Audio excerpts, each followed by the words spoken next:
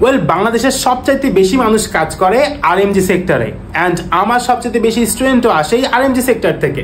তো যখন আমি রিসার্চ করছিলাম যে বাংলাদেশের এই আরএমজি সেক্টরে আর্টিফিশিয়াল ইন্টেলিজেন্সি কি ধরনের পরিবর্তন আনবে, তখন আমি খেয়াল করে দেখলাম যে প্রত্যেকটা পার্টে ম্যাসিভ চেঞ্জ আসছে।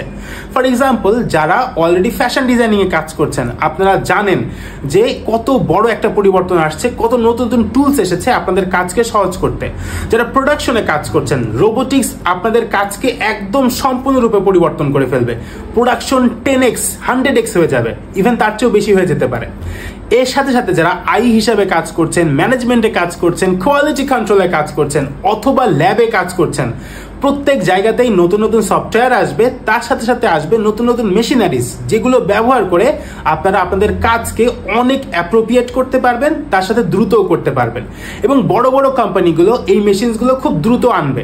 তো আপনি যদি ওপেন আর্মে এই পরিবর্তনকে না অ্যাকসেপ্ট করেন, না শেখেন, আপনি পিছিয়ে পড়বেন। তো নিজে শিখবেন, অন্যকে শিখতে অনুপ্রাণিত করবেন। আমাদের একটা কমিউনিটি আছে, আপনি চাইলে সেই কমিউনিটিতে জয়েন হতে পারেন, আমি নিচে ডিসক্রিপশনে লিঙ্ক দিয়ে দিব। আর তার সাথে আপনারা অলরেডি যা জানেন তা শেয়ার করবেন, আমি যা জানি আমি শেয়ার করব, আমরা একসাথে সবাই এগিয়ে যাওয়ার চেষ্টা করব। Thanks for watching, by.